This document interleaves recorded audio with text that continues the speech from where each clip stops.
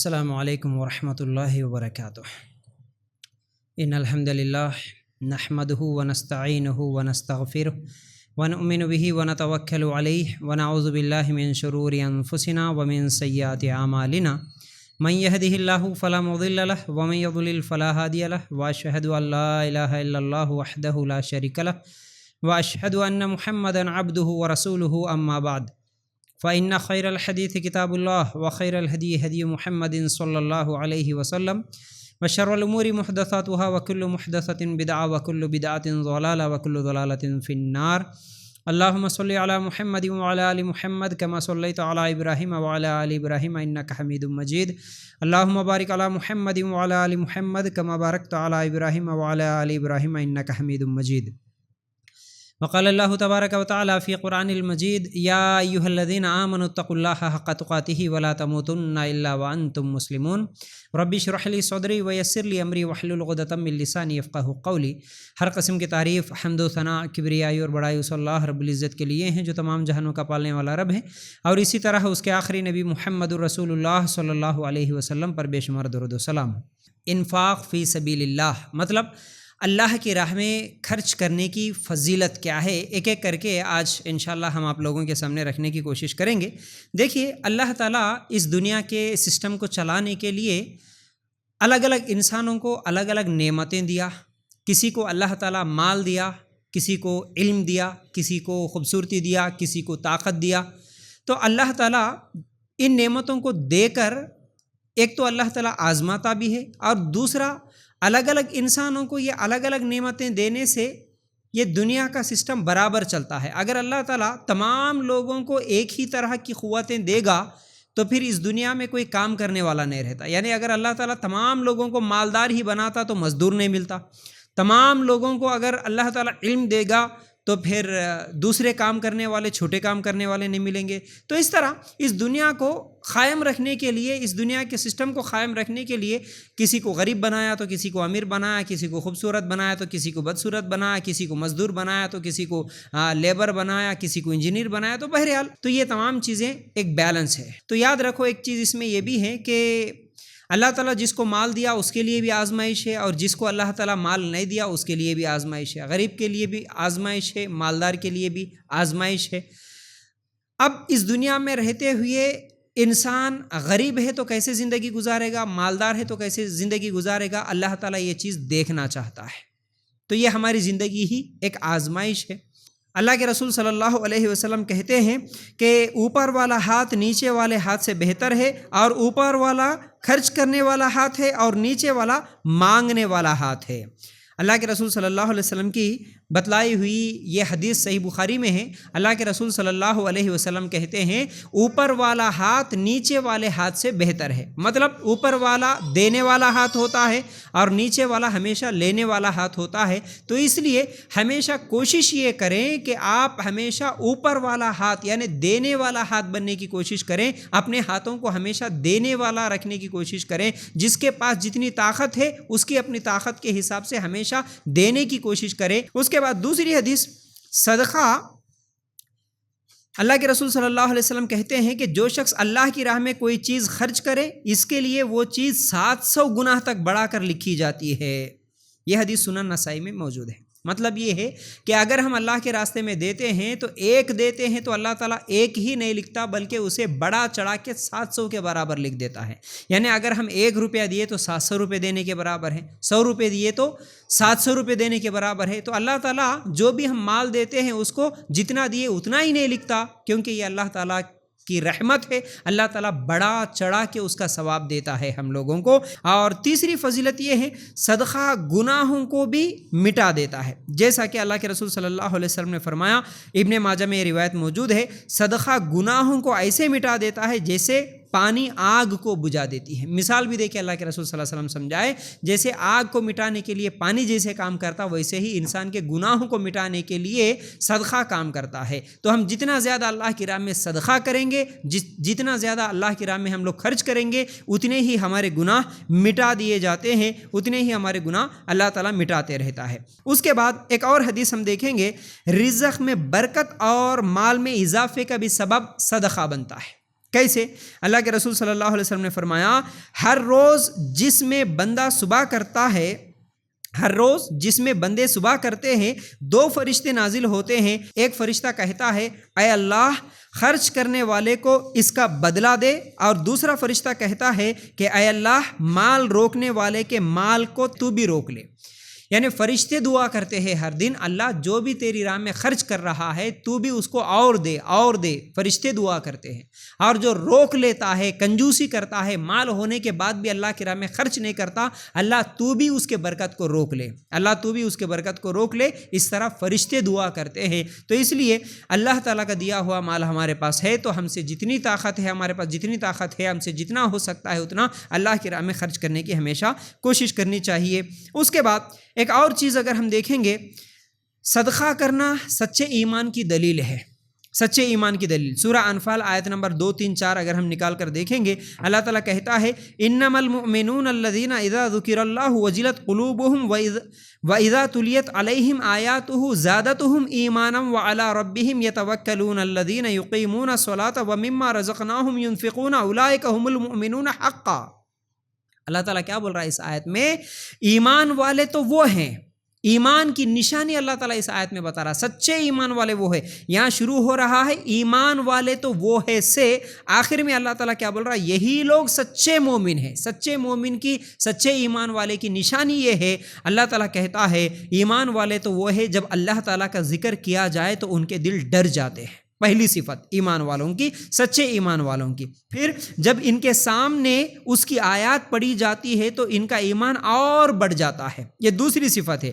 تیسری صفت یہ ہے کہ وہ اپنے رب ہی پر بھروسہ کرتے ہیں، اور چوتھی صفت یہ ہے کہ وہ نماز قائم کرتے ہیں۔ پانچویں صفت یہ ہے ہم نے جو انہیں دیا ہے اس میں سے خرچ کرتے ہیں، یہی سچے ایمان والے ہیں۔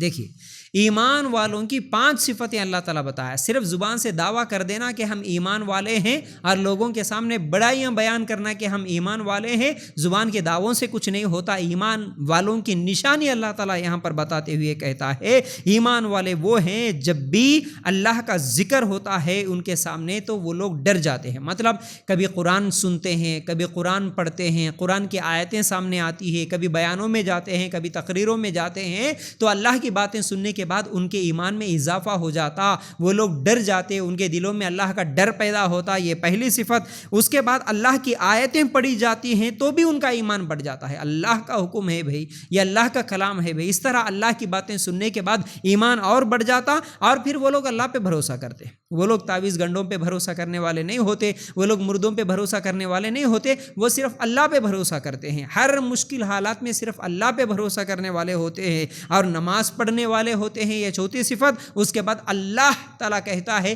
ہم نے جو دیا ہے اس میں سے خرچ کرتے ہیں۔ ہمارے پاس جو کچھ بھی ہے اللہ کا دیا ہوا ہے، جو کچھ بھی ہے اللہ کا دیا ہوا ہے۔ کوئی یہ نہ سوچے کہ ہماری محنت کی یہ کمائی ہے، ہماری کوشش کی وجہ سے ہم کو یہ ملا ہے۔ دنیا میں کوشش کرنے والے کئی لوگ ہیں لیکن اللہ تعالیٰ سب کو نہیں دیتا۔ دنیا میں کوشش کر کے ہار جانے والے، کوشش کر کے تھک جانے والے، کاروبار کر کے نقصان میں چلے جانے والے کئی لوگ ہوتے ہیں۔ ڈگریاں رکھ لے کے بھی جاب نہیں مل کے پریشان کئی لوگ اس دنیا میں ہم لوگوں کو نظر آتے ہیں۔ تو ہم کو اللہ تعالیٰ جو بھی دیا یہ اللہ کی طرف سے نعمت ہے، تو اللہ دیے سو مال اللہ کی راہ میں خرچ کرنا، اسی کا دیا ہوا اسی کی راستے میں لگانا، یہ ایمان کی نشانی ہے۔ اللہ تعالیٰ بول رہا یہ سچے ایمان والے کی دلیل ہے، یہ اللہ تعالیٰ بول رہا۔ چلیے اس کے بعد 7ویں فضیلت کیا ہے صدقہ کرنے کی؟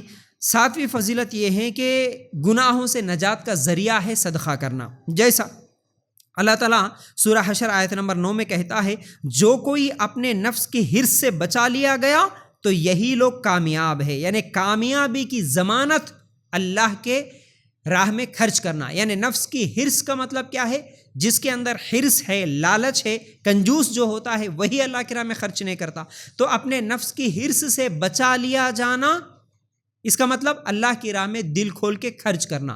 تو جو لوگ اللہ کے راہ میں دل کھول کر خرچ کرتے ہیں یہی لوگ کامیاب ہے۔ کامیابی کی ضمانت، کامیابی کی نشانی یہ ہے کہ یہ لوگ حرص اور لالچ میں نہیں رہتے بلکہ یہ لوگ اللہ کی راہ میں خرچ کرتے ہیں۔ اس کے بعد ایک اور آیت دیکھیں گے، اور 8ویں فضیلت یہ ہے صدقہ دینے سے زندگی آسان ہو جاتی ہے۔ کیسے؟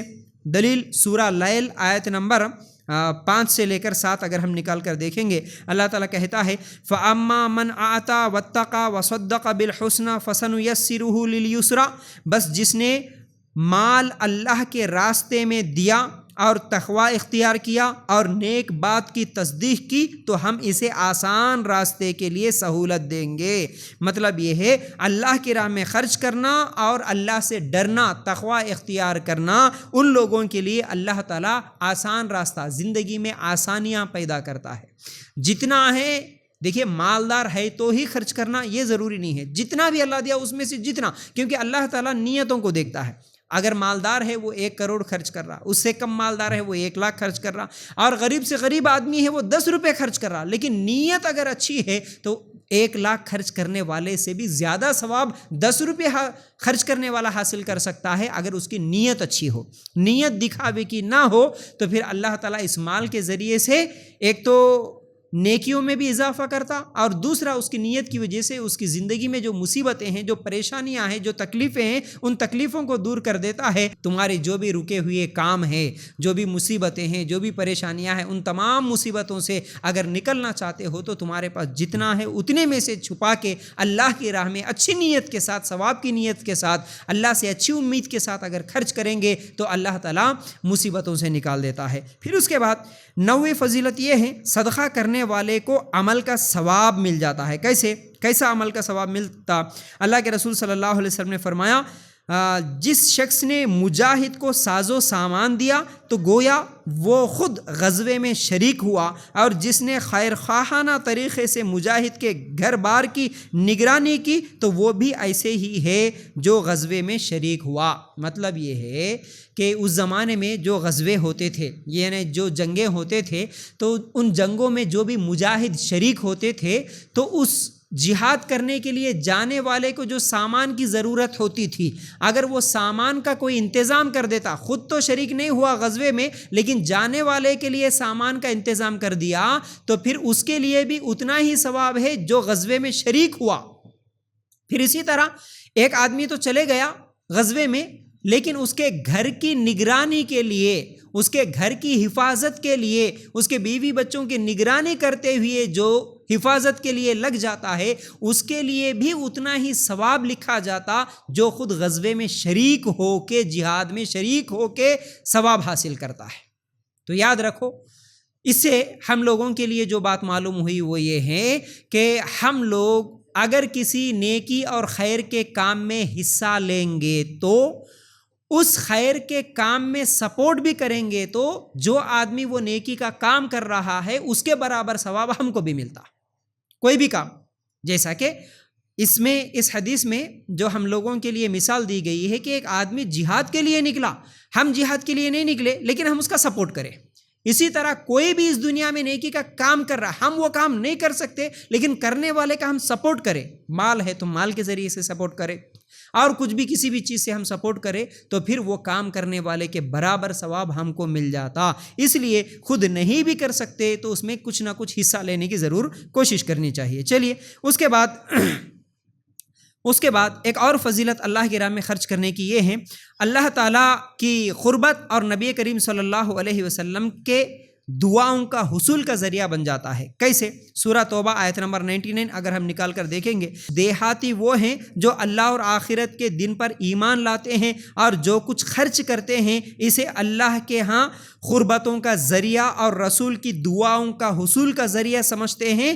آگاہ رہو، یقیناً یہ خرچ کرنا ان کے لیے قربت کا ذریعہ ہے، اللہ جلد انہیں اپنی رحمتوں میں داخل کرے گا، بے شک اللہ بہت بخشنے والا اور نہایت رحم کرنے والا ہے۔ مطلب یہ ہے اس آیت میں بھی اللہ تعالیٰ کیا بول رہا، تم اللہ کی راہ میں خرچ کرو، اللہ کی قربت کا ذریعہ، اللہ کے قریب ہونے کا ذریعہ اللہ کی راہ میں خرچ کرنا۔ اللہ کے قریب ہو جاتا وہ انسان جو اللہ کی راہ میں خرچ کرتا، اور اللہ کے رسول صلی اللہ علیہ وسلم کی دعاؤں کا بھی مستحق بن جاتا۔ اللہ کے رسول صلی اللہ علیہ وسلم اپنی زندگی میں کئی دعائیں کرے، ان دعاؤں کا اگر مستحق ہم بننا چاہتے ہیں، وہ دعائیں ہم کو لگے، ہم اگر یہ چاہتے ہیں تو ہمیں چاہیے کہ ہم اللہ کے راستے میں خرچ کرنے والے بنیں۔ جتنا ہمارے پاس ہے، جو بھی ہو سکتا ہے، ہم اللہ کی راہ میں دیں گے تو اس سے 2 فائدے ہوں گے اس آیت کے حساب سے، ایک تو اللہ کے قریب اور دوسرا اللہ کے رسول صلی اللہ علیہ وسلم کی دعاؤں کے مستحق بن جاتے۔ پھر اس کے بعد ایک اور فضیلت یہ ہے کہ اللہ کی راہ میں خرچ کرنے سے مرنے کے بعد بھی اس کا ثواب ملتے رہتا ہے، جیسا کہ اللہ کے رسول صلی اللہ علیہ وسلم کی حدیث صحیح مسلم میں ہے، جب انسان فوت ہو جاتا ہے تو اس کا عمل منقطع ہو جاتا ہے سوائے 3 چیزوں کے: ایک صدقہ جاریہ، دوسرا وہ علم جس سے نفع حاصل کیا جاتا رہے، تیسرا نیک اولاد جو اس کے لیے دعا کرے۔ مرنے کے بعد کئی لوگوں کا یہ سوال ہوتا نا، مرنے کے بعد مول صاحب کس چیز کا ثواب ملتا، ہمارے بڑوں کو کن چیزوں کا ثواب ملتا؟ کئی لوگ غلط طریقے سے ثواب پہنچانے کی کوشش کرتے ہیں، نہیں معلوم ہونے کی وجہ سے۔ اس رمضان کے مہینے میں بھی کئی لوگ قرآن خوانیاں کرتے ہیں، قرآن پڑھ کے بخشتے ہیں، اور شب معراج، شب برات اور شب قدر کی راتوں میں بھی قرآن خوانیاں کرتے ہیں، قرآن پڑھ کے بخشتے ہیں، پتہ نہیں اور کئی چیزیں ایسے جو غلط حرکتیں کرتے ہیں۔ مرنے کے بعد 40ویں کی دعوتیں، 10ویں کی دعوتیں، اور 3 دن کے بعد زیارتاں کے نام سے، فاتحہ کے نام سے، خبروں پہ جا کے قرآن پڑھنا، میت گھر میں رہے جب پارے لے کے پڑھنا، یہ تمام چیزیں کرتے ہوئے لوگ سمجھتے ہیں کہ بھائی ہمارے ان قرآن کی تلاوت سے ان لوگوں کو ثواب ملتا ہوگا، اور یہ تمام 10ویں، 40ویں، 7ویں برسیاں مناتے ہوئے فاتحہ دیں گے تو ان کا ثواب ہمارے بڑوں کو ملتا ہوگا، اس طرح سمجھتے ہیں۔ یہ غلط ہے، یہ غلط ہے۔ مرنے والوں کے لیے کن چیزوں کا ثواب ملتا؟ اللہ کے رسول صلی اللہ علیہ وسلم اس حدیث میں واضح کر دیے، 3 چیزوں کا ثواب ملتا ہے۔ ایک صدقہ جاریہ، مطلب یہ ہے کہ ایسا صدقہ جو اس نے خود زندگی میں کچھ خرچ کیا ہو، اس کا ثواب ملتا، یا پھر اس کے مرنے کے بعد اس کی اولاد جو بھی اس کے نام پہ صدقہ کریں گے، اس کی اولاد جو بھی نیکیاں کریں گے، اس کا ثواب ملتا رہے گا۔ اولاد جو بھی خرچ کریں گے، مرنے والے کو، ماں باپ کو اس کا ثواب ملتا رہے گا۔ اور ایسا علم جس سے نفع حاصل کیا جائے، اس نے اپنی زندگی میں کسی کو قرآن سکھا دیا ہو، کسی کو کوئی اور تعلیم دی ہو، تو جو بھی علم سکھایا وہ علم سے جتنے دن وہ فائدہ اٹھاتے رہیں گے تو اس کا بھی ثواب ان کو ملتا رہے گا، کیونکہ اس نے خود اپنی زندگی میں کوشش کی تھی، کسی کو سکھایا تھا۔ مثال کے طور پر کسی کو ایک سورہ فاتحہ ہی سکھا دیے تو جس کو سکھائے وہ زندگی میں جتنی مرتبہ سورہ فاتحہ پڑھیں گا اس کا ثواب مرنے والے کو ملتا رہے گا، اور اس نے جس کو سکھایا تھا وہ جتنے لوگوں کو سکھایا ان تمام لوگوں کا ثواب ملے گا۔ کسی کو قرآن پڑھنا سکھا دیے، اپنے ہی بچوں کو سکھا دیے قرآن پڑھنا، اپنے بچے جتنے دن قرآن پڑھیں گے ماں باپ کو ثواب، اور وہ بچے ان کے بچوں کو سکھائیں گے، وہ بچے ان کے بچوں کو، اس طرح جتنے لوگوں کو سکھائیں گے ان تمام لوگوں کو پہلے جس نے سکھایا تھا اس کا ثواب، اس کو ان کا ثواب ملتا رہے گا۔ تو یاد رکھو، اس لیے مرنے کے بعد بھی ہم کو ثواب ملنا بولے تو یہ کام کر لینا، اپنی زندگی میں کسی کو علم سکھا دینا، اپنی زندگی میں کوئی ایسا صدقہ کر دینا جو ہمارے مرنے کے بعد بھی اس کا فائدہ ملتا رہے۔ جیسا کہ صدقہ جاریہ میں اگر مال ہے تو کہیں پر پانی کا انتظام کر دیے۔ لوگاں تو آج صرف جہاں مسجد ہے وہیں پر پانی کا انتظام کرنے کے لیے آگے بڑھتے ہیں، بلکہ کئی غریب بستیاں ہیں جہاں پر پانی کا انتظام نہیں رہنے کی وجہ سے لوگ پریشان ہیں، تو غریب بستیوں میں کوئی پانی کا انتظام کر دیا، کوئی بور کھدوا دیا، کوئی کنویں کا انتظام کر دیا، یعنی تو صدقہ جاریہ میں قرآن کہیں پر رکھ دیے، کسی کو دے دیے خرید کے قرآن، اور قرآن کا ترجمہ دے دیے۔ اس طرح جو بھی صدقہ جاریہ، یا پھر کہیں پر درخت لگا دیے، کوئی جھاڑ لگا دیے جس سے لوگ ثواب حاصل کرتے رہیں گے، ٹھیک ہے۔ تو یہ تمام چیزیں ہیں صدقہ جاریہ میں آتی ہے، اور نیک اولاد جو اس کے لیے دعا کرے، جیسا کہ میں ابھی بتایا، یہ 3 چیزیں ہی ہیں۔ مرنے کے بعد نیک اولاد، ان کی اولاد جتنی بھی دعائیں کرتی رہیں گی اس کا ثواب ملتا رہیں گا، ملتا رہیں گا۔ یہ نہیں معلوم ہو کہ لوگ بار بار اکثر لوگ یہی سوال کرتے رہتے کہ بھئی ہمارے امی کا انتقال ہوا، ابا کا انتقال ہوا، مول صاحب ہم کچھ کرنا چاہ رہے۔ کئی لوگ تو ایسے رہتے ہیں زندگی میں ماں باپ کی خدمت تو نہیں کرتے لیکن مرنے کے بعد ان کے لیے کچھ کرنا چاہتے ہیں۔ مول صاحب کیا کرنا؟ وہ بھی خود بھی کرنا نہیں چاہتے۔ کئی لوگ تو مدرسے کے بچوں کو لے کے آ کے ان کے ہاتھوں سے قرآن پڑھا کے قرآن خوانی کرا دیں گے، اس سے ہمارے مرے ہوئے لوگوں کو ثواب ملتا نہیں ملتا، نہیں ملتا۔ قرآن پڑھ کے بخشنے کا ثواب نہیں ملتا، یاد رکھو۔ یہی 3 چیزیں ہیں جس کا ثواب ان کو ملتے رہتا۔ تو اس لیے اپنے ماں باپ سے اگر محبت ہے، جو بھی مرے ہوئے ہیں ان لوگوں سے اگر محبت ہے، ان کو ثواب پہنچانا چاہے تو زیادہ سے زیادہ دعا کرے، زیادہ سے زیادہ دعا کرے، اور جو بھی یہ چاہتا ہے کہ بھئی میرے مرنے کے بعد بھی مجھے ثواب ملتا رہے تو اس کے لیے چاہیے کہ وہ اپنی زندگی میں صدقہ کرتے رہیں، خیرات کرتے رہیں، جو بھی ہو سکتا ہے اس کا ثواب مرنے کے بعد بھی ہم کو ملتا رہیں گا، ٹھیک ہے۔ اس کے بعد ایک اور فضیلت صدقہ کرنے کی وہ یہ ہے، اللہ کے رسول صلی اللہ علیہ وسلم نے فرمایا، ہر آدمی اپنے صدقے کے سائے میں ہوگا کل قیامت کے دن، یہاں تک کہ لوگوں کے درمیان جنت اور جہنم کا فیصلہ کر دیا جائے گا۔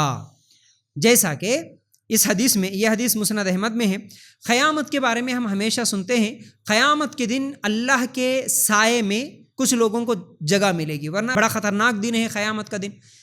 وہاں پر گرمی ہے، وہاں پر تکلیف ہے، لوگ ایک دوسرے سے بھاگتے ہوئے ہوں گے، بھوکے ہوں گے، پیاسے ہوں گے، ایسی تکلیف سے بچنا ہے تو اللہ کے سائے کی ضرورت ہے. یعنی وہ جو سایہ ہے یا تو عرش کا سایہ بھی ہو سکتا ہے یا اللہ کی رحمت کا سایہ بھی ہو سکتا ہے. جو بھی اس سائے میں آ جائیں گا اس کو پھر جنت میں جانے تک نہ بھوک لگے گی نہ پیاس لگے گی. پھر یہ حدیث میں کیا ہے؟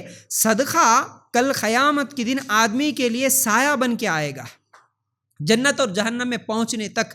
یعنی اس کا فیصلہ لوگوں کے فیصلے ہونے تک صدقہ سایہ بنتا. ہم جو بھی اس دنیا میں خرچ کرتے ہمارے لیے سایہ بنتے رہتا، چھاؤں بنتے رہتا صدقہ. اس لیے دنیا میں ہم لوگ جتنا بھی صدقہ کریں گے، خیرات کریں گے، وہ ہمارے لیے کل قیامت کے دن تکلیف سے بچنے کا ذریعہ ہوگا. ٹھیک ہے.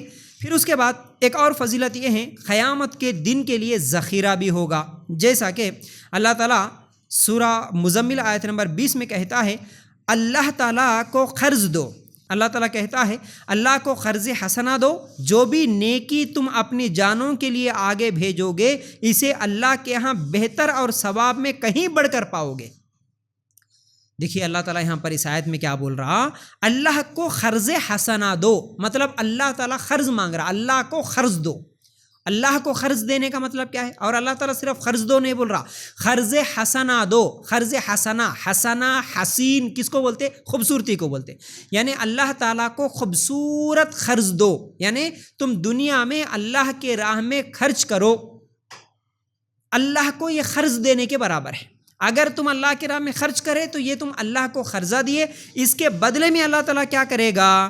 جو بھی تم اپنے جانوں کے لیے آگے بھیجو گے. اب جانوں کے لیے آگے بھیجنا ہمارے مرنے کے بعد کی زندگی کے لیے ہم آگے بھیج دیے. صدقہ کرے مطلب یہ مرنے کے بعد ہمارے کو اس کا ثواب ملنے والا ہے. تو جو بھی تم آگے بھیجو گے اللہ کے ہاں بہتر اور ثواب میں کہیں بڑھ کر پاؤ گے.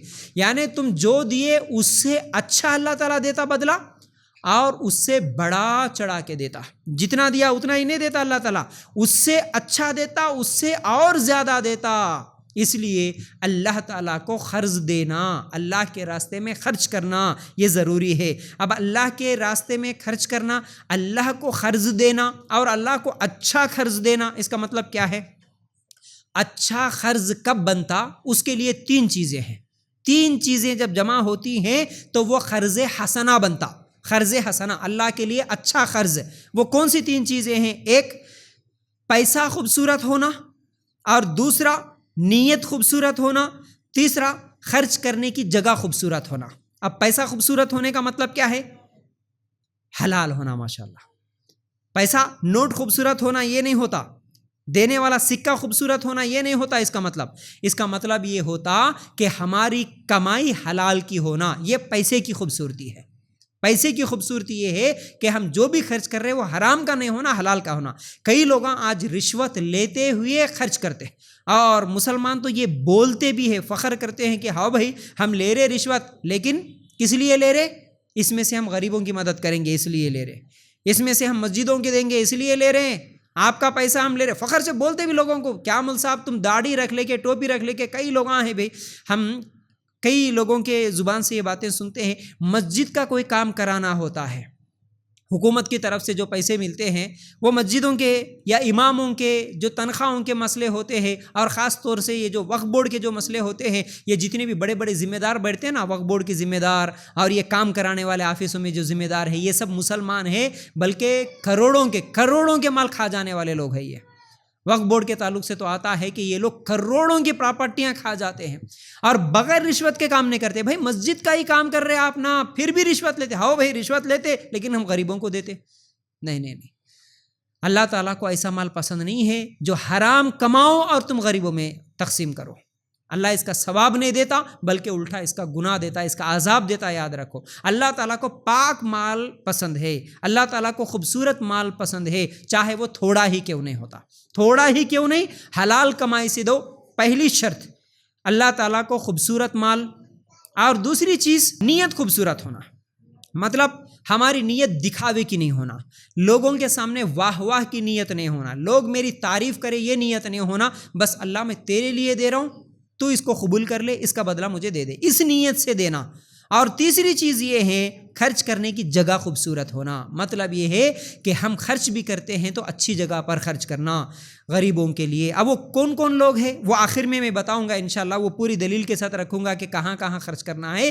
تو ہم حرام جگہوں پر، ناجائز جگہوں پر خرچ نہیں کرنا۔ آج اللہ تعالیٰ کا دیا ہوا مال ہے ہمارے پاس بول کے لوگ دکھاوے کی دعوتیں دیتے ہیں، جیسا کہ پچھلے ہفتے میں بھی میں بولا، آج یہ رمضان کے مہینے میں دکھاوے کی جو افطار پارٹیاں ہوتی ہے، مسجدوں میں اعلان کرتے ہوئے فلاں صاحب کی طرف سے فلاں فنکشن ہال میں دعوت ہے، کیا ہو گیا؟ یہ دکھاوا ہو گیا، دکھاوا ہو گیا۔ اگر وہی دعوت، وہی پارٹی اگر غریبوں کی بستی میں جا کے چھپکے سے اگر لوگوں کو کھلا کے آ جاتے تب بھی وہی کھانا تھا، لیکن اس کے اندر اخلاص تھا، یہ دکھاوا ہو گیا۔ تو ایسے دکھاوے کی جگہ اگر خرچ کریں گے تو کوئی فائدہ نہیں ہوگا۔ اسی طرح آج لوگ شادیوں میں خرچ کرتے ہیں، دکھاوے کی دعوتیں دیتے ہیں، لوگ تعریف کرنا بول کے 10 قسم کے پکوان پکاتے ہوئے لوگوں کو خوش کرنے کے لیے دکھاوے کی دعوتیں دیتے ہیں، اس سے کوئی فائدہ نہیں ہوگا، یاد رکھو۔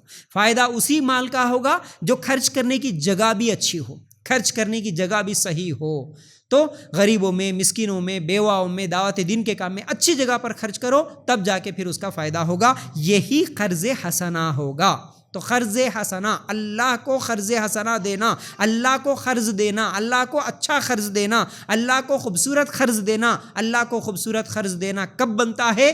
جب وہ پیسہ بھی خوبصورت ہو، نیت بھی خوبصورت ہو، خرچ کرنے کی جگہ بھی خوبصورت ہو، تو پھر یہ قرض حسنہ بن جاتا ہے۔ چلیے اس کے بعد اللہ کی راہ میں صدقہ کرنے کی فضیلت، ان فضیلتوں میں سے ایک فضیلت یہ ہے، عذاب الہی سے نجات اور جنت میں داخلے کا ذریعہ بن جاتا ہے اللہ کی راہ میں خرچ کرنا۔ اللہ کی راہ میں خرچ کرنے سے ہم جہنم سے بچ جاتے ہیں، جنت میں داخل ہو جاتے ہیں۔ جیسا کہ اللہ کے رسول صلی اللہ علیہ وسلم کی حدیث ہے، ایک لمبی حدیث ہے۔ اس حدیث میں اللہ کے رسول صلی اللہ علیہ وسلم فرماتے ہیں، جب میت کو قبر میں دفن کیا جاتا ہے تو لوگ واپس پلٹتے ہیں، تو اس وقت واپس جانے والوں کے قدموں کی آواز اللہ تعالیٰ اس میت کو سناتا۔ لوگ دفن کر دیے، واپس جا رہے، تو اللہ تعالیٰ واپس جانے والوں کے قدموں کے چلنے کی آواز کو سناتا۔ دیکھ دیکھ تو جس کے لیے آج زندگی پوری گزار کے آیا، وہ لوگ تجھے اکیلا چھوڑ کے واپس جا رہے، دیکھ۔ اس دنیا کے لوگوں کی حقیقت بتانے کے لیے اللہ تعالیٰ سمجھا رہا، اس حدیث کے ذریعے سے ہم کو سمجھا رہا، کوئی بھی چیز تو دنیا میں رہتے ہوئے جو چیز بھی کمایا تھا، جمایا تھا، جن کو اپنا اپنا سمجھا تھا، وہ تمام لوگ، وہ پیسہ، وہ سونا، وہ چاندی، وہ رشتہ دار، وہ تیرے گھر والے، سب لوگ تجھے چھوڑ کے واپس چلے جا رہے، دیکھ، تجھے اکیلا قبر میں دفنا کے چھوڑ دے کے چلے جا رہے، دیکھ۔ اس لیے اللہ تعالیٰ واپس جانے والوں کے قدموں کی آواز کو سناتا مردے کو مرنے کے بعد۔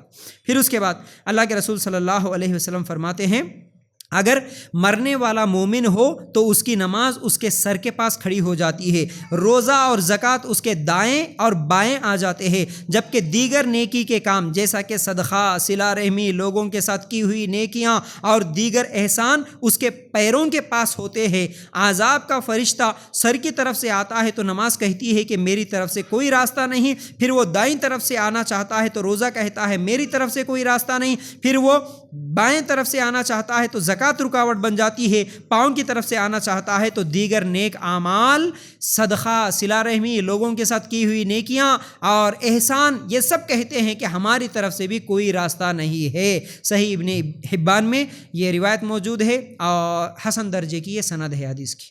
یاد رکھو، اس حدیث میں بھی اللہ کے رسول صلی اللہ علیہ وسلم کیا بولے؟ خبر کے عذاب سے اگر بچنا چاہتے ہو، کیونکہ فرشتہ خبر میں عذاب دینے کے لیے آتا ہے، تو ہم کرے سو اچھے اعمال، ہم اس دنیا میں کرے سو نیکیاں اس عذاب سے رکاوٹ بن جاتی ہیں، عذاب دینے والے فرشتے کو روک لیتی ہے۔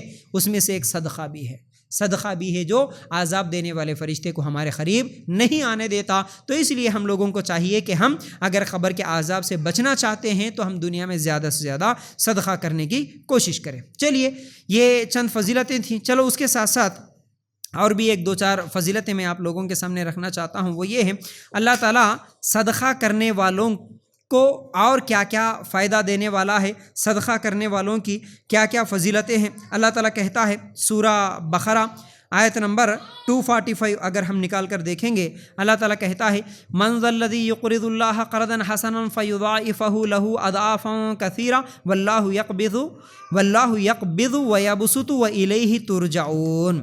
اس آیت کا ترجمہ یہ ہے، ایسا بھی کوئی ہے جو اللہ تعالیٰ کو اچھا قرض دے، بس اللہ تعالیٰ اسے بہت بڑا چڑھا کر عطا فرمائے؟ اللہ ہی تنگی اور کشادگی کرتا ہے اور تم سب اسی کی طرف لوٹائے جاؤ گے۔ مطلب کیا ہے جی اس کا؟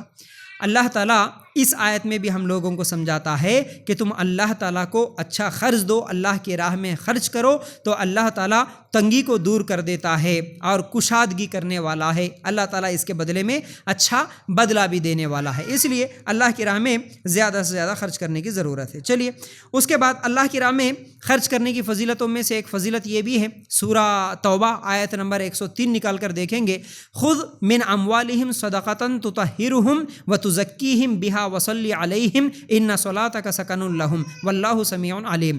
آپ ان کے مالوں میں سے صدقہ لیجئے جس کے ذریعے سے آپ ان کو پاک و صاف کر دیں اور ان کے لیے دعا کیجئے۔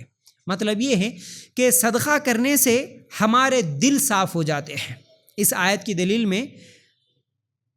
کی دلیل سے ہم لوگوں کو یہ بات سمجھ میں آتی ہے، مال کے ذریعے سے دل گندا ہو جاتا ہے، صدقہ دینے سے دل صاف ہو جاتا ہے، کیونکہ مال کی حرص جتنی زیادہ دل میں بیٹھتی جاتی ہے ہمارے دل اتنے گندے بنتے چلے جاتے ہیں۔ اکثر لوگوں کو ہم دیکھتے ہیں مالدار جتنے زیادہ بنتے جاتے ہیں، جتنے زیادہ کروڑ پتی بنتے جاتے ہیں، اتنے ہی زیادہ گناہ کرنے والے بھی بن جاتے ہیں۔ مال زیادہ ہو گیا تو تکبر آ جاتا، مال زیادہ ہو گیا تو اکڑ آ جاتا، گھمنڈ آ جاتا، اپنے آپ کو سب سے بڑا سب سے بہتر سمجھنے لگتے ہیں، لوگوں کو حقیر سمجھنے لگتے ہیں، پھر اس مال کے نشہ میں لوگوں کے اوپر ظلم کرنے لگتے ہیں، مال کے نشہ میں دکھاوا کرتے ہیں، مال کے نشہ میں بے حیائی کرتے ہیں، مال کے نشہ میں ہی فیشن پرستی کرتے ہیں، مال کے نشہ میں ہی شادیوں میں بے حیائیاں کرتے ہیں، بے پردہ بن جاتے ہیں، تمام برائیاں مال کے نشے میں ہی کرتے ہیں اکثر لوگ۔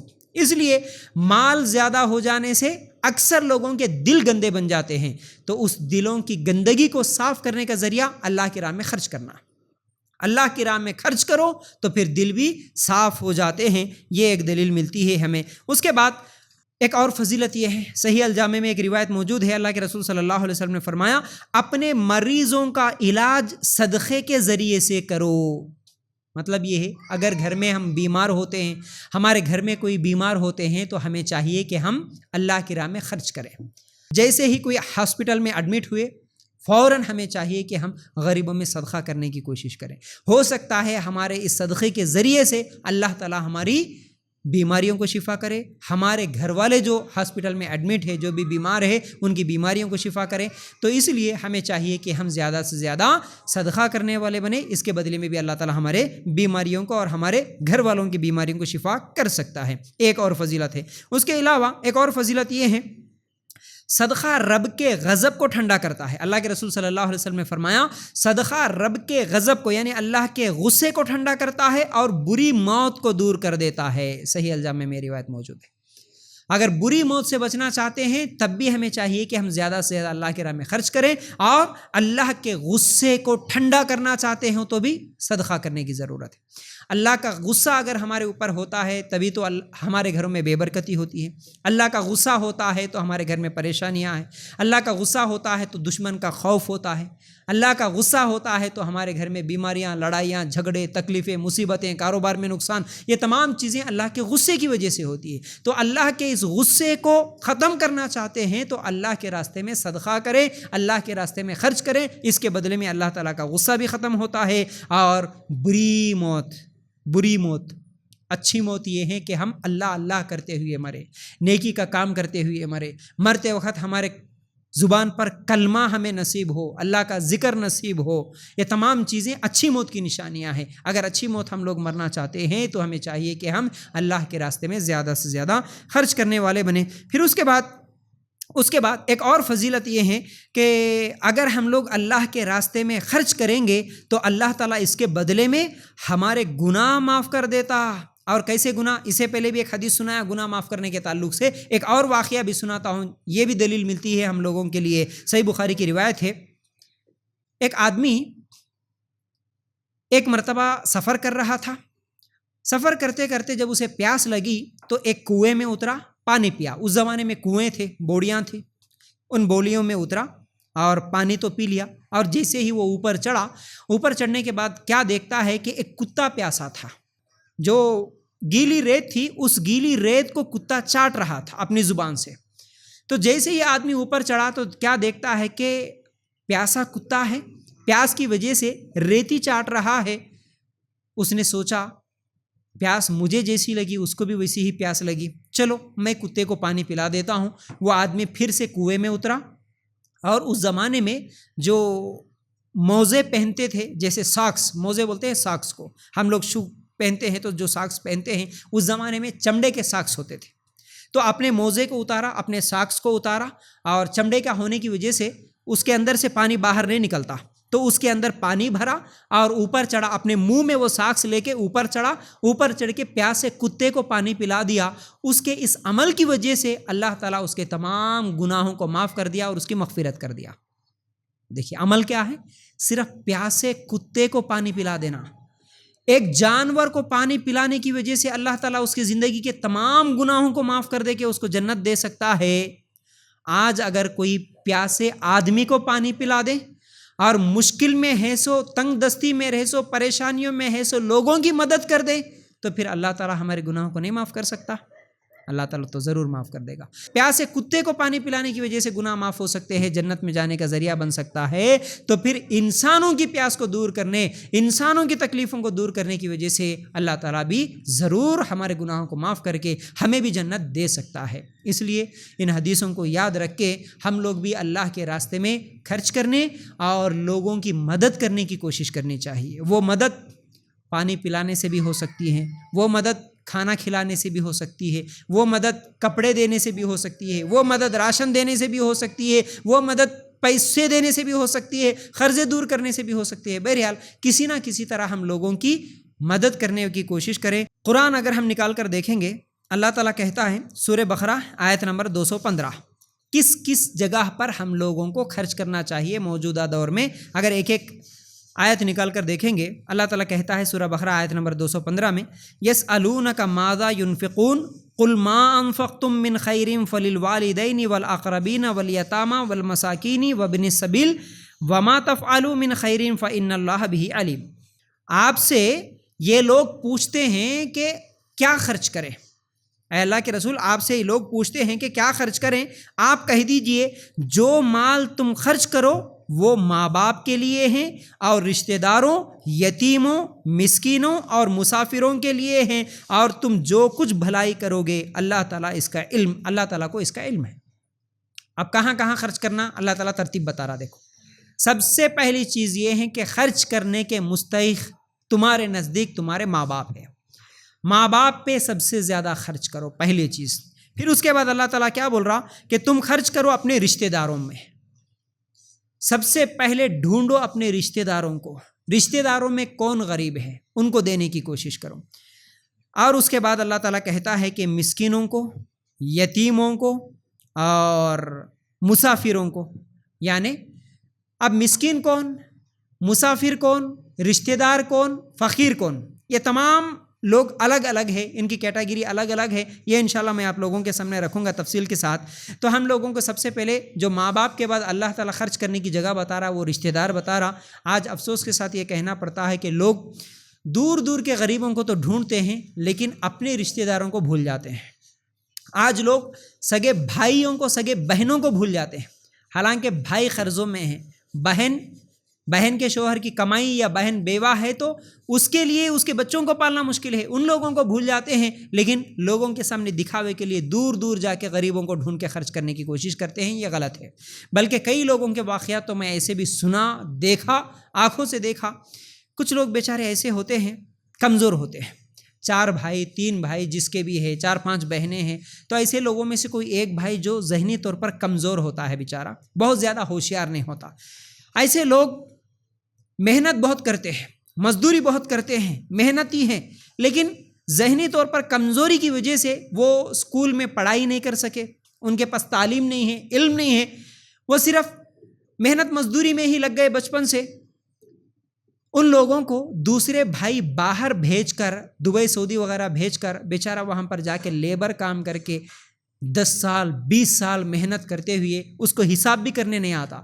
اپنے بھائی کے اوپر بھروسہ کر کے بھیجتا گیا، پیسے بھیجتا گیا. یہاں پر دوسرے بھائی اس کی محنت کے جو پیسے ہیں ان پیسوں کو استعمال کر لیتے ہوئے خوب کما لیے، گھر بنا لیے، سب کچھ کر لیے، کئی سالوں کے بعد وہ بیچارہ پھر جب واپس آتا ہے تو اس کے بھائی، وہ جو کمایا تھا، کمزور بھائی تھا، اس کو حساب بھی نہیں دیتے، اگر دیتے بھی ہے تو غلط حساب دے کر اس کے اوپر ظلم کر کے اس کو غریب کا غریب چھوڑ دیتے ہیں۔ آج کئی لوگ بیچارے ایسے لوگ ترستے ہیں، وہ لوگ 10-15 سال محنت کرے، سو محنت پوری کی پوری دوسرے بھائی تو کھا لیے، پراپرٹیاں جما لیے، آج بیچارہ وہ کمزور ہو کے آ گیا ہے، پریشان ہے، اس کے بچے غریب ہے، انہیں پوری زندگی غریبی میں گزار دیتا۔ وہ ہوشیار نہیں تھا، الگ سے پراپرٹی نہیں جما لیا، الگ سے حساب نہیں رکھا پیسے کی، لیکن دوسرے بھائی اس کے ہی پیسے کھا جا کے آج وہ غریب ہے تو اس کی مدد تک نہیں کرتے۔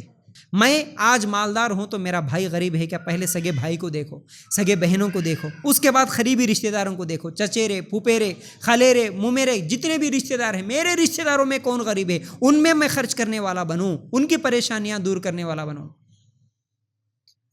کوئی اگر آپ کے خاندان میں کوئی یتیم ہے تو یتیم کو ایسا نہ لگے کہ میں یتیم ہوں، رشتہ داروں کو ایسا ہونا چاہیے کسی یتیم کو یہ محسوس ہی نہ ہو کہ ہم یتیم ہیں، یعنی پورے رشتہ دار مل کے اس کا ایسا سپورٹ کرے کہ میں یتیم ہوں بولے سو اس کو احساس تک نہ رہے۔ ایسا سپورٹ کرنے والے اگر تمام رشتہ دار رہیں گے تو آج یتیم بچوں کے لیے پریشانی نہیں رہتی، غریبوں کے لیے پریشانی نہیں رہتی۔ تو بہرحال میں کیا بول رہا تھا، اللہ تعالیٰ اس آیت میں کیا بول رہا ہے، سب سے پہلے ماں باپ آپ کے صدقے کے مستحق ہے، اس کے بعد آپ کے قریبی رشتہ دار آپ کے صدقے کے مستحق ہے، پھر اس کے بعد یتیم جن کے والد کا انتقال ہو گیا تو وہ یتیم ہیں۔ یتیم کون؟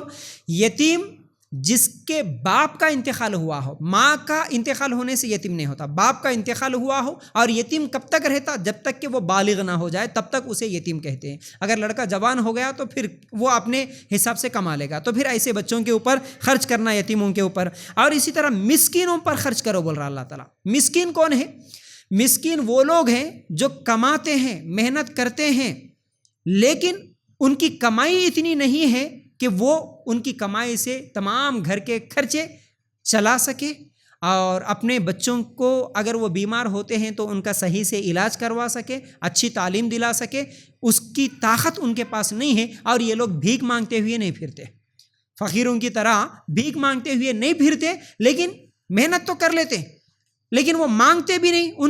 ان کی شکل، ان کی چہرے، ان کا رہن سہن دیکھے تو ایسا لگتا ہے کہ چلو بھائی اچھے نہ لوگ، لیکن ان کو سوال کرنے سے، ان سے پوچھنے سے معلوم پڑتا ہے کہ بھائی محنت تو کر رہے لیکن بہت تنگی میں گزر رہی ہے ان کی زندگی، قرضوں میں وہ لوگ زندگی گزار رہے، بیمار ہو گئے تو ہاسپٹل میں علاج کے لیے پیسے نہیں ہیں، تو ایسے لوگوں کو مسکین کہا جاتا ہے۔ اللہ تعالیٰ بولا کہ ایسے لوگوں پر بھی خرچ کرو۔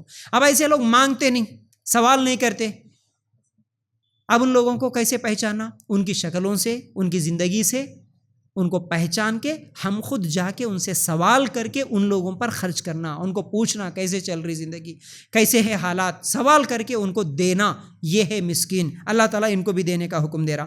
پھر اس کے بعد اللہ تعالیٰ مسافروں کا ذکر کرا۔ مسافر کا مطلب کون؟ سفر کرنے والا۔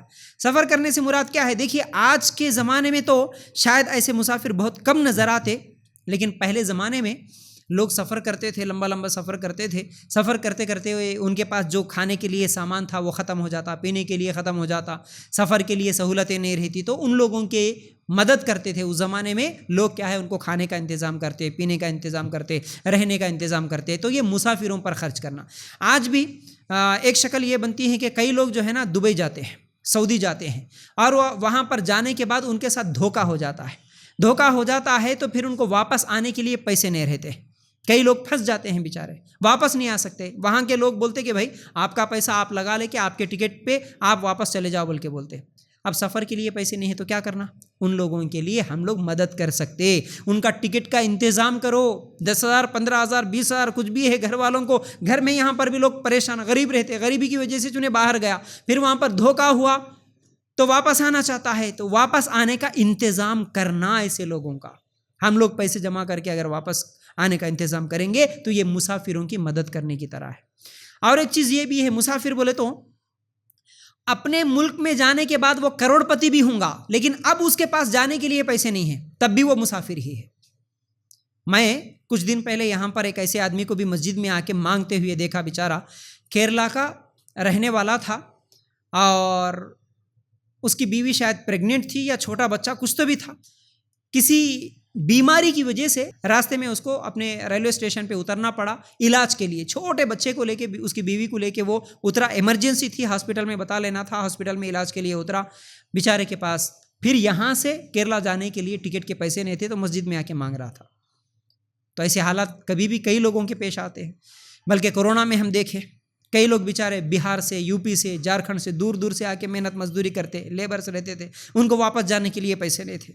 آج بھی کئی کمپنیوں میں کام کرنے کے لیے دور دور سے آتے، چھتیس گڑھ سے آتے لوگ بیچارے، کئی لوگ جو ہے نا غریب رہتے، وہاں سے محنت مزدوری کرنے کے لیے مزدور بن کے آتے ہیں لوگ، یہاں پر ان کے اوپر ظلم ہوتا، دھوکہ ہوتا، پھر واپس جانے کے لیے پیسے نہیں رہے۔ تو بہرحال ایسے تمام لوگ مسافروں میں شامل ہیں، تو ایسے مسافروں کی مدد کرنا ضروری ہے ہمارے لیے۔ چلیے ٹھیک ہے، مسافروں کی مدد کرنے کے تعلق سے اللہ تعالیٰ یہاں پر حکم دے رہا۔ اس کے بعد اور کہاں خرچ کرنا ہے، سورہ بقرہ آیت نمبر 273 اگر ہم نکال کر دیکھیں گے، اللہ تعالیٰ کہتا ہے للفقراء الذین احصروا فی سبیل اللہ لا یستطیعون ضربا فی الارض یحسبهم الجاہل اغنیاء من التعفف تعرفهم بسیماهم لا يسألون الناس الحافا وما تنفقوا من خیر فإن اللہ به علیم۔ صدقات کے مستحق صرف وہ غربا ہیں جو اللہ کی راہ میں روک دیے گئے ہیں، جو ملک میں چل پھر نہیں سکتے، نادان لوگ ان کے بے سوالی کی وجہ سے انہیں مالدار خیال کرتے ہیں۔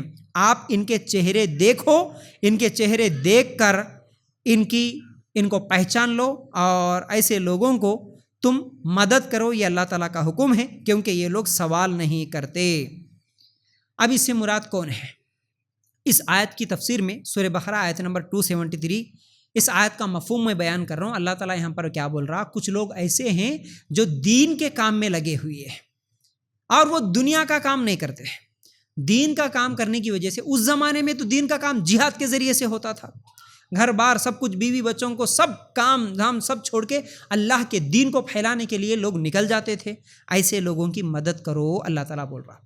آج کے دور میں بھی جو بھی دعوت دین کا کام کرتا ہے وہ دنیاوی کام نہیں کرتا، اور تم ان کے شکلوں کو دیکھ کے یہ نہیں سمجھتے کہ یہ فقیر ہے، وہ فقیروں کی طرح نظر بھی نہیں آتے، اور وہ مانگتے بھی نہیں، بھکاریوں کی طرح سوال بھی نہیں کرتے، لیکن کیونکہ وہ دین کا کام کر رہے، دنیا کا کام نہیں کر رہے، تو تم ایسے لوگوں کو پہچان کے تم خود ایسے لوگوں کی مدد کرو، یہ اللہ تعالیٰ کا حکم ہے، سورہ بقرہ 273۔ اب اس آیت کی روشنی میں دیکھیے ہم لوگوں کو بات سمجھنے کی ضرورت ہے۔ کئی لوگ یہ بولتے ہیں دعوت دین کا کام کرنا ہے تو چلو جی تم کرو، لیکن ادھر دنیا کا کام بھی کرو اور ادھر دین کا کام بھی کرو۔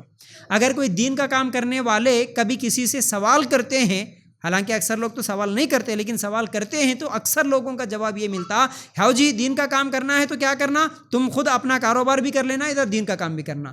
پھر یہ کام تم کیوں نہیں کر رہے بلکہ سوال کرے تو؟ تم تو خوب کاروبار کرتے، تم تو خود بزنس کرتے، تم تو خوب پیسے کماتے، پھر تم دین کا کام کر رہے کیا؟ نہیں، لوگوں کو بولنا تو بڑا آسان ہے کہ ادھر دنیاوی کام کرتے ہوئے ادھر دین کا کام کرنا، لیکن خود کرو بولے تو معلوم ہوتا کہ یہ کوئی اتنا آسان کام نہیں ہے، کیونکہ دنیاوی کام کرتے ہوئے دین کے لیے مکمل وقت دینا، دین کا کام مکمل کرنا، یہ ناممکن ہے، یہ ناممکن ہے، کئی لوگوں کے لیے ناممکن ہے۔ ہاں، جن کے پاس باپ دادا کی کمائی ہوئی پراپرٹیاں ہیں، کمپنیاں ہیں، بڑے بڑے گھر ہیں کرائے کے، یہ تمام چیزیں ہیں خود بخود چل رہی، کئی لوگ ہیں ماشاءاللہ کچھ بھی کام نہیں کرتے، ادھر سے کرائے، یہ کمپنی وہ کمپنیوں کے پیسے آ جاتے، باپ دادا کی پراپرٹیاں ہیں ماشاءاللہ، پورا دن خالی گزارتے، پوری زندگی گھومتے پھرتے گزار دیتے۔ ایسے لوگ دین کا کام کرے تو ماشاءاللہ بہت اچھی بات ہے، ایسے لوگوں کو کرنا بھی چاہیے، لیکن ایسے لوگ کرتے نہیں۔ تو مالدار لوگوں کو اللہ تعالیٰ حکم دے رہا ہے کہ تم ایسے لوگوں کی مدد کرو تاکہ یہ لوگ دین کا کام کر سکے، دین کا کام کر سکے۔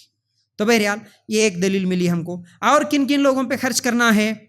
اللہ تعالیٰ سورہ دہر آیت نمبر 8 میں کہتا ہے وَيُطْعِمُونَ الطَّعَامَ عَلَىٰ حُبِّهِ مِسْكِينًا وَيَتِيمًا وَأَسِيرًا، اللہ کی محبت میں کھانا کھلاتے ہیں مسکینوں، یتیموں اور قیدیوں کو۔ اب مسکینوں کے، یتیموں کے بارے میں تو ہم سنے، اب یہاں پر اللہ تعالیٰ قیدیوں کو بھی خرچ کرو بول کے بول رہا۔ مطلب کئی لوگ بیچارے جیلوں میں پھنسے ہوئے ہیں، غلط مقدمے کی وجہ سے، غلط الزام کی وجہ سے جیلوں میں کئی قیدی ہوتے ہیں، جن کو 1000 2000 10,000 20,000 روپے دے دینے سے وہ لوگ چھوٹ سکتے ہیں، لیکن ان کے رشتہ دار غریب ہوتے ہیں تو وہ پیسے ادا نہیں کر سکتے، تو اس لیے کئی لوگ جیلوں میں سالہ سال سزا بھگتتے ہیں۔ ہم بھی اس سے پہلے کئی مرتبہ جا کے دیکھیں، ہر جگہ جیلوں میں آپ اگر جا کے دیکھیں گے، جیل کے ذمہ داروں سے جا کے ہم بات کریں گے تو کئی قیدیوں کی وہ لسٹ رہتی، ان لوگوں جیل کے ذمہ دار خود بتاتے بھائی ان کے لیے 10,000 روپے جرمانہ ہے، ان کے لیے 20,000 روپے جرمانہ ہے، یہ 10,000 دے دو ہم ان کو چھوڑ دیں گے۔ تو ایسے لوگوں کو چھڑانا یہ مالداروں کے لیے ضروری ہے، یہ بھی اللہ کی راہ میں خرچ کرنا ہے۔ پھر اس کے بعد اللہ تعالیٰ سورہ بقرہ آیت نمبر 271 میں بھی، اور اسی طرح سورہ توبہ آیت نمبر 60 میں بھی، سورہ توبہ آیت نمبر 60 اگر نکال کر دیکھیں گے کہاں کہاں خرچ کرنا پوری لسٹ بتایا اللہ تعالیٰ، خاص طور سے زکوٰۃ دینے والے کہاں کہاں زکوٰۃ دینا۔ دیکھو صدقہ دو طرح کا ہوتا ہے، ایک نفلی صدقہ اور دوسرا فرضی صدقہ کیا ہے؟ زکوٰۃ ہے، جن کے اوپر زکوٰۃ فرض ہے وہ لوگ زکوٰۃ دینا ہی دینا ہے۔ اللہ تعالیٰ کہتا ہے سورہ توبہ آیت نمبر 60، انما الصدقات للفقراء والمساکین والعاملین علیہا والمعلقۃ قلوبہم وفی الرقاب والغارمین وفی سبیل اللہ وابن السبیل وفریضۃ من اللہ واللہ علیم حکیم۔ صدقہ صرف فقیروں کے لیے ہے۔ اب دیکھو یہاں پر فقیروں کا لفظ آیا، اس سے پہلے آیتوں میں فقیروں کا لفظ نہیں آیا تھا، مسکینوں کا آیا۔ فقیر کون ہے؟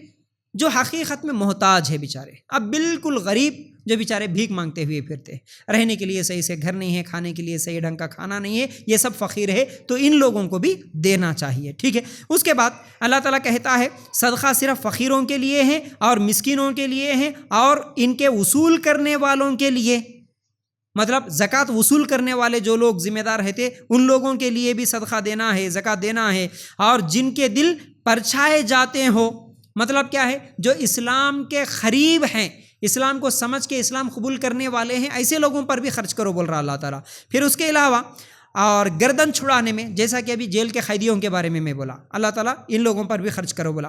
پھر اس کے علاوہ قرض داروں کے لیے بھی، مطلب آدمی ہے کما رہا، اچھا ہے، فقیر نہیں ہے، بھیک مانگ رہا نہیں، لیکن کسی وجہ سے قرض ہو گیا، اس کا بچہ بیمار تھا، اچھا خاصا محنت کر رہا تھا بیچارہ، اچھا خاصا گھر چل رہا تھا، گھر بھی بنا لیا، سب کچھ ہے، لیکن اچانک اس کی بیوی بیمار ہو گئی، اس کے بچے بیمار ہو گئے، یا وہ خود، کئی مستریوں کو ہم دیکھتے بیچارے کام کرتے کرتے اوپر سے گر جاتے، پیر ٹوٹ جاتا، ہاتھ ٹوٹ جاتا، اس کے بعد کمانے والا کوئی بھی نہیں ہے، وہ اکیلا تھا، اب قرضے کر لینا پڑتا، ہاسپٹل میں لاکھوں کا خرچہ ہو جاتا، اب کیا ہوگا؟ وہ قرضوں میں ڈوب گیا، اب اس کے لیے بھی خرچ کرو، یہ اللہ تعالیٰ کا حکم ہے۔ پھر اس کے علاوہ قرض داروں کے لیے اور اللہ کی راہ میں، قرض داروں کے لیے بھی دینا ہے اور اللہ کی راہ میں بھی، جیسا کہ میں ابھی بولا اللہ کا دین کا کام جو لوگ کرتے ہیں ان لوگوں کے لیے بھی دینا ہے۔ پھر اسی طرح مسافروں کے لیے بھی فرض ہے اللہ کی طرف سے، اور اللہ تعالیٰ علم و حکمت والا ہے۔ یہاں پر اللہ تعالیٰ ان لوگوں کا ذکر کرتے ہوئے ان تمام لوگوں پر خرچ کرنے کی ہم لوگوں کو ترغیب دے رہا ہے، 8 قسم کے لوگوں کا اللہ تعالیٰ یہاں پر ذکر کر رہا۔ اب اس کے بعد مسجدوں کی تعمیر کے لیے بھی ہم لوگ خرچ کرنے والے بنے، کیونکہ اللہ کے رسول صلی اللہ علیہ وسلم کی حدیث ہے جو مسجد کے لیے چڑیے کی گھونسلے کے برابر بھی خرچ کرتا ہے، اللہ تعالیٰ اس کے بدلے میں اس کو جنت میں جگہ بنا دے گا، اس کے لیے اللہ تعالیٰ جنت میں گھر بنا دے گا۔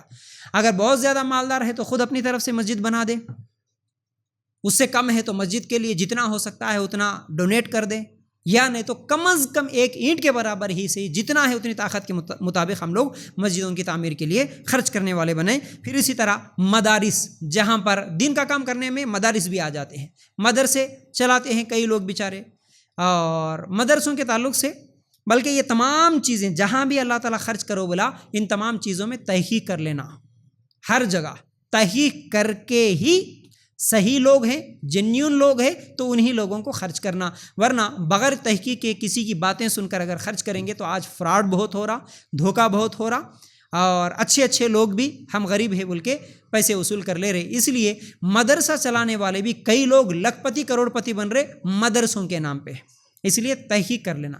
اور کئی مدرسے دیکھیے، سب مدرسے ایسے ہی نہیں ہیں دھوکے بازوں کے، اور سب مدرسے مالداروں کے ہی نہیں ہیں، بلکہ کئی مدرسے ایسے ہیں جو غریب لوگوں کے بھی ہیں۔ بلکہ بہار میں تو میں جا کے دیکھا، جس جگہ پر میرا پروگرام تھا، جس مدرسے والے مجھے بلائے تھے، اللہ اکبر، پہلی مرتبہ یعنی الگ الگ علاقوں میں جانے سے الگ الگ کئی چیزیں سیکھنے کو ملتی ہے، ان میں سے میں پہلی چیز 2 سال پہلے یہ دیکھا کہ مدرسہ تو ہے، اور ان کے گھر، اس بستی کو، اس گاؤں کو اگر دیکھیں گے نا، اس میں ہم جن گھروں میں رہتے ہیں، ہمارے جیسے گھر ہیں، ویسے گھر میں ایک بھی نہیں دیکھا، پوری بستی میں ایسا پکا گھر جو سیمنٹ کا کلر کا جو گھر ہم رہتے ہیں نا، جیسے ٹائلس وغیرہ لگا لے کے، ایسا گھر ایک بھی نہیں دیکھا اس بستی میں. جس بستی میں ایک مدرسہ چل رہا تھا، ان کے پورے گھر صرف وہ بمبو کے ٹٹیوں کے ساتھ. آج ہم لوگوں کو وہ بمبو کے ٹٹیاں کہیں پر بیچنے کے لیے ملتے ہیں، ہم دیکھتے بھی نہیں، بہت کم دیکھتے ہیں. صرف بمبو کی لکڑیوں کے ساتھ ان کا گھر، چھت بھی وہی بمبو کی لکڑیوں کے ساتھ اور دیواریں بھی وہی لکڑیوں کے ساتھ. پورے کے پورے غریب لوگ، اور مدرسہ چل رہا وہاں پر. ارے مدرسہ کیسا چل رہا بھائی؟ مدرسے کے بچوں کو ہم دیکھیں تو پورے غریب بچے. تو جب وہاں کے ذمہ داروں سے میں پوچھا کہ اس مدرسے میں 40-50 جو بھی بچے پڑھ رہے ہیں، ان کا انتظام کیسا ہوتا، تو بولے کہ ہماری بستی میں جتنے بھی لوگ ہیں، ایک ایک بچے کی ذمہ داری ایک ایک گھر والے لے لیتے ہیں. سن کے حیران ہوا. میں پہلے خالی تقریروں میں سنتا تھا کہ بھائی ایک زمانے میں ایسا چلتا تھا، بلکہ کوئی واقعات سناتے تو سنتا تھا. آنکھوں سے دیکھا کہ اتنے غریب لوگ ہونے کے باوجود بھی وہ لوگ ایک بچے کی ذمہ داری لے لیتے. مدرسے میں پڑھنے والے بچے کی ذمہ داری، مطلب صبح جاتا بچہ، ان کے گھر میں کھانا کھا لیتا، ناشتہ کر لیتا، ٹفن لے کے آ جاتا، مدرسے میں بیٹھتا، دوپہر میں کھانا کھا لیتا، پھر ٹفن وغیرہ صاف کر لے کے شام میں جاتا، پھر شام میں ان کے گھر میں کھانا کھا کے آتا، مدرسے میں سو جاتا. ایک بچے کی ذمہ داری ایک گھر والے. وہ خود غریب رہنے کے باوجود ایک غریب بچے کو کھانا کھلانے کی ذمہ داری لیتے. ماشاءاللہ اس طرح لے کے بچوں کو پڑھا رہے. تو ایسے غریب مدرسے بھی بہت سارے لوگ ہوں گے. تو ایسا جذبہ رہنا، تو ایسے مدارس میں بھی خرچ کرنے کی ذمہ داری ہے. آج بھی کئی یتیم بچے مدرسوں میں پلتے ہیں، پڑھتے بھی ہیں. تو مالدار ہے تو ان مدرسوں میں جا کے یہ بچے کی ذمہ داری میری، اتنے بچوں کی میری ذمہ داری. ماشاءاللہ کئی امیر لوگ لیتے ہیں ایسی ذمہ داری لے کے، ان بچوں کی ذمہ داری لے کے ان کا خرچہ اٹھاتے ہوئے ان کو پڑھاتے ہیں. ایسا پڑھانا چاہیے، صرف مدرسے میں ہی نہیں بلکہ اسکول میں بھی پڑھانا چاہیے، ہاسٹل میں رکھ کے پڑھانا چاہیے. ایسے غریب بچوں کو اچھی تعلیم دلانا چاہیے. جن کے پاس مال ہے وہ لوگ یہ ذمہ داری لے کے کام کرنے کی ضرورت ہے. چلیے اس کے بعد اب دیکھیے، جتنی چیزیں میں آپ لوگوں کے سامنے رکھا، ان تمام باتوں میں خرچ کہاں کہاں کرنا، اس کی ایک فہرست آ گئی. اللہ تعالیٰ کیا بولا؟ سب سے پہلے والدین پر خرچ کرو، اس کے بعد رشتہ داروں پہ خرچ کرو، یتیموں پہ خرچ کرو، مسکینوں پہ خرچ کرو، مسافروں پہ خرچ کرو، اور اس کے ساتھ ساتھ فقیروں پہ خرچ کرو، اور اس کے ساتھ ساتھ دین کا کام کرنے والوں پر بھی خرچ کرو، اس کے ساتھ ساتھ قیدیوں پر خرچ کرو، اس کے ساتھ 8 قسم کے لوگ جو سورہ توبہ میں اللہ تعالیٰ نے ذکر کیا ہے، ان 8 قسم کے لوگوں پر بھی خرچ کرو، اور مسجد، مدرسے، ان تمام چیزوں پر بھی ہم لوگوں کو خرچ کرنے کی ضرورت ہے. اب اس میں بیوہ عورتیں، یتیم بچے، یہ تمام لوگ بھی آ گئے ہیں. ان تمام غریب لوگوں پر بھی ہم لوگوں کو خرچ کرنے کی ضرورت ہے، اور خاص طور سے اسلام قبول کرے سے لوگوں پر بھی خرچ کرنے کی ضرورت ہے. جو کہ آج کئی لوگ ہیں جو دعوت دین کا کام تو کرتے ہیں، دین کی طرف لوگوں کو بلاتے ہیں، لیکن کوئی دین میں داخل ہوتا ہے تو اس پر خرچ نہیں کرتے. ہم پورے گھر کو چھوڑ دے کے، خاندان کو چھوڑ دے کے اسلام کی محبت میں ہم آ گئے، لیکن آج ہماری کوئی مدد کرنے والا نہیں ہے. بہت پریشان ہو کے زندگیاں گزارتے ہیں. تو ان لوگوں پر بھی خرچ کرنے کی ضرورت ہے. تو بہرحال بہت ساری چیزیں تھیں، بہت ساری باتیں تھیں، بہت سارے واقعات بھی تھے اللہ کی راہ میں خرچ کرنے کے، صحابہ کے واقعات. کیونکہ وقت بہت زیادہ ہو گیا، اس لیے میں ان تمام باتوں کو چھوڑ کے آپ لوگوں کے سامنے کچھ عملی نمونے پیش کروں گا آج کے دور میں ہم کیسے خرچ کریں. دیکھیے، مالدار ہے، کروڑ پتی آدمی ہے جو زکوٰۃ دیتا ہے، اس کے علاوہ بھی بہت سارا مال ہے. آج مال کی کمی نہیں ہے مسلمانوں کے پاس، بہت سارا مال. کئی لوگوں کے بارے میں سنتا ہوں، ایکڑوں کے ایکڑ زمین، بڑے بڑے کمپنیاں، بڑے بڑے گھر. مالدار لوگوں کے پاس تحقیق کرنے کا جذبہ نہیں، ان کے کام، ان کی ذمہ داریاں زیادہ رہتی. وہ لوگ گلی گلی پھرتے ہوئے کون بیوہ ہے، کون یتیم ہے، کون قرضوں میں ہے، نہیں ڈھونڈ سکتا. تو ایسے تمام مالداروں کے لیے ضروری ہے کہ وہ کچھ ایسے ذمہ داروں کو، کچھ ایسے آرگنائزیشنز کو، کچھ ایسے سوسائٹیوں کو، یہ لوگ جینیون ہیں، یہ لوگ دھوکہ نہیں دیتے، یہ لوگ صحیح مستحق لوگوں تک پہنچاتے، ان کے اوپر بھروسہ کر کے ان کے بارے میں معلوم کر کے ان تک مال پہنچائے. تو پھر یہ سوسائٹیاں، یہ فاؤنڈیشنز جو دعوت دین کا کام کرتے ہیں، جو لوگوں کے لیے، غریبوں کے لیے مدد کرتے ہیں، ایسے لوگوں تک وہ لوگ پہنچائیں گے. یہ مالداروں کے لیے ذمہ داری ہے. اب جو لوگ غریب ہیں وہ یہ نہ سمجھے کہ بھائی ہم سے کچھ بھی نہیں ہو سکتا. کیا بولتے ہیں اپنے آپ کو؟ ہم زیادہ غریب بھی نہیں ہیں، ہم بہت زیادہ امیر بھی نہیں ہیں، ہم مڈل کلاس کے ہیں. تو آپ کیا کر سکتے؟ آپ صرف چلتے پھرتے 5-10 روپے دینا یہی کافی نہیں ہے. آپ بھی سوچیں گے تو بہت کچھ کام کر سکتے. میں اسے پہلے مثال دیا تھا، الحمدللہ کئی لوگ اس پر عمل کر رہے ہیں. ہر دن کم از کم ایک 10 روپے نکال کے رکھو. ایک کوئی غلہ گھر میں رکھو جس میں ہر دن ایک 10 روپے ہی صحیح، غریب سے غریب آدمی ایک 10 روپے سے ہی نکال کے رکھو. الحمدللہ یہ بات سن کے کئی لوگ مجھے کال کرتے اور مجھ سے سوال کرتے، اور مول صاحب ہم لوگ ہر دن 10 روپے نکال کے رکھ رہے، اور ہم لوگ نکال کے جو ہے سو وہ ہر مہینہ 300 جمع ہوں دو 500 جمع ہوں دو وہ نکال کے غریبوں میں دے رہے بول کے ہم لوگوں کو میسیج کرتے. ماشاءاللہ دیکھو چھوٹی سوچ ہے، ہر دن کا 10 روپے آپ کے لیے جنت میں لے جانے کا ذریعہ بن سکتا ہے. 10 روپے صرف آپ کے بچے چپس کے پیکٹ کھا لیتے، کوئی بڑی بات نہیں ہوتی. لیکن وہی کبھی غریب آ گیا تو ایک 500 روپے دے بولے تو بڑا مشکل دکھتا. 500 روپے دینا ہمارے لیے مشکل دکھتا، یعنی اگر کوئی غریب ہے 500 روپے نہیں دے سکتا تو ہر دن ایک 10 روپے نکال کے رکھ دو بھائی، اس کے لیے آسان ہو جاتا. جب 500 روپے جمع ہو گئے تو کسی غریب کو دے دینا، 1000 روپے جمع ہو گئے تو کسی غریب کو دے دینا، آسان ہو جاتا. تو یہ 10 روپے جنت میں لے جا سکتے، یہ 10 روپے گناہوں کو مٹا سکتی ہے، یہ 10 روپے اللہ کے قریب کر سکتے ہیں. یاد رکھو یہ 10 روپے کل قیامت کے دن بڑے بڑے امیروں سے بھی زیادہ اونچا مقام دلا سکتے ہیں. اس لیے روزانہ 10 روپے کیوں نہیں آپ چھپا کے رکھو، جب 500 1000 جمع ہو گئے تو کسی غریب کی مدد کر دو. پھر اس کے علاوہ آپ اپنے رشتہ داروں، اپنے سہیلیوں، اپنے دوستوں کے کچھ واٹس ایپ گروپس بناؤ، اور ان واٹس ایپ گروپس کو آپ نام ہی دے دو کوئی ایک اچھا سا کہ بھائی یہ غریبوں کی مدد کرنے کے لیے ہم لوگوں نے گروپ بنایا ہے. جب کبھی بھی کوئی مستحق ہم کو سوال کریں گا، ہم کو معلوم ہوگا کوئی بیوہ کوئی یتیم کے بارے میں معلوم ہوگا، ہم تحقیق کریں گے، اس کے بعد اس گروپ میں میسیج کر دیں گے کہ فلاں جگہ فلاں آدمی بیمار ہے، فلاں آدمی قرضوں میں ہے، فلاں بیوہ پریشان ہے، چلو ہم سب مل کے اس کی مدد کریں گے. اس کا اکاؤنٹ نمبر لیں گے اور اس کی تحقیق کرنے کے بعد گروپ میں ڈالیں گے، پورے لوگ مل کے پیسے جمع کر کے اس کو لے کے جا کے دے دو. ہر آدمی کا صرف 500 روپے جمع کرنا، ہر آدمی کا 1000 روپے جمع کرنا ایک بڑے بیماری کے علاج کے لیے کام آ سکتا ہے. 1 لاکھ 50 ہزار کی بیماریاں آپ سب مل کے اس کا علاج کروا سکتے ہیں. بہت بڑا کام ہوتا ہے. اس طرح واٹس ایپ گروپ بنا کے بھی تمام لوگ کام کر سکتے ہیں. تو اس لیے یہ آسان طریقہ ہے. تمام مسلمانوں سے میری گزارش ہے، خاص طور سے خواتین سے بھی گزارش ہے کہ آپ لوگ اپنے جتنے بھی رشتہ دار ہیں تمام رشتہ داروں کا ایک گروپ بنا لو، تمام آپ کے دوستوں کا ایک گروپ بنا لو. کالج کے لڑکیاں، کالج کے لڑکے بھی، آج دیکھو کالج میں پڑھنے والے بولتے کہ نہیں جی ہم تو ابھی ہمارے اپنے پیروں پہ نہیں ٹھہرے، ہم تو ابھی کمانے کے لائق نہیں بن گئے، ہمارے پاس پیسے نہیں ہیں. میں کئی مرتبہ بولتا ہوں نہیں، آپ بھی اگر سوچ بدلیں گے نا بہت سارے پیسے آپ کے پاس بھی جمع ہو جائیں گے. صرف آج لوگوں کو سوچ بدلنے کی ضرورت ہے. سوچ بدلیں گے تو ہم بہت غریبوں کی مدد کر سکتے ہیں، بہت سارے خیر کے کام کر سکتے ہیں. کالج کو جانے والے نوجوان کے پاس آج 1 لاکھ کی گاڑی ہے، غریب سے غریب نوجوان کے پاس 1 لاکھ کی گاڑی ہے. آج کالج میں جانے والا نوجوان غریب سے غریب بھی 15-20 ہزار کا موبائل رکھتا ہے. امیر تو آئی فون خریدتا ہے تو 1.5 لاکھ 2 لاکھ کا موبائل بھی رکھتا ہے. کالج کو جانے والی لڑکیاں ہزاروں میں ان کے ہینڈ بیگس ہوتے ہیں، ہزاروں کے. تو اس طرح ان کے پاس جو یہ ہزاروں کی قیمتی چیزیں جو آپ کے پاس آ گئے، آپ کے ابا کی طرف سے آئے، آپ کے شوہر کے پاس سے آئے، آپ کے بھائی کے پاس سے آئے، تو انہی چیزوں میں تھوڑا سا آپ بچا لو، تھوڑا سا بچا لو. وہ پیسے بچا کے آپ کالج کا ایک گروپ بنا دو، آپ کے فرینڈز کا ایک گروپ بنا لو. فضول خرچیوں کو بچا کے آپ اگر غریبوں کی مدد کرنا چاہو تو بہت کچھ کر سکتے. گرمی کا موسم آ رہا، پانی پینے کا انتظام کر دو.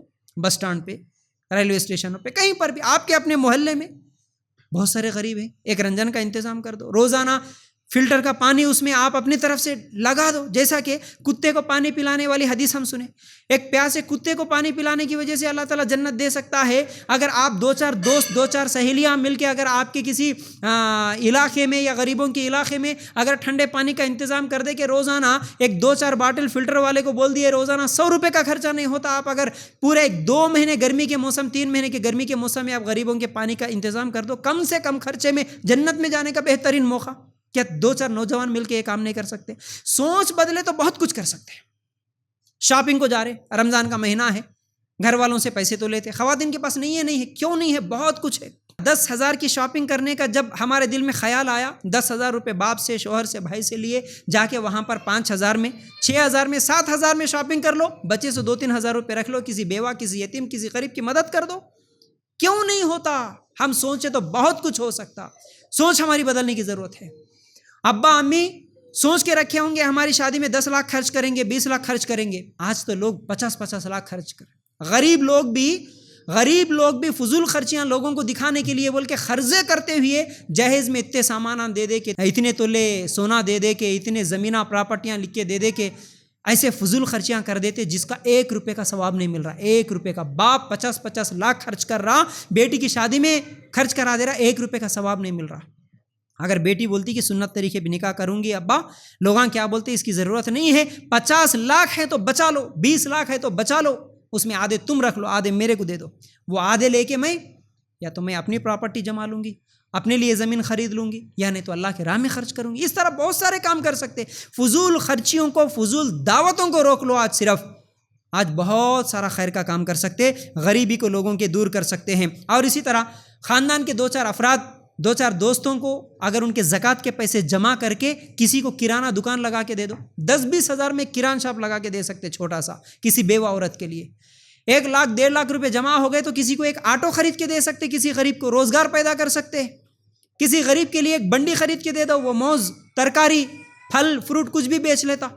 اس طرح کے انتظام کرنے کی ضرورت ہے۔ زکوٰۃ کے پیسوں کو 1000 روپے کر کے بانٹنے سے بہتر ہے 1 لاکھ 2 لاکھ روپے جمع کر کے کسی غریب کے لیے ہم لوگ اس طرح کے انتظامات بھی کر سکتے ہیں۔ بلکہ آج تو کئی ایسے ہیں روزانہ جو سگریٹ اور گٹکا کے لیے کتنے خرچ کر دیتے ہیں، بڑا افسوس ہوتا ہے۔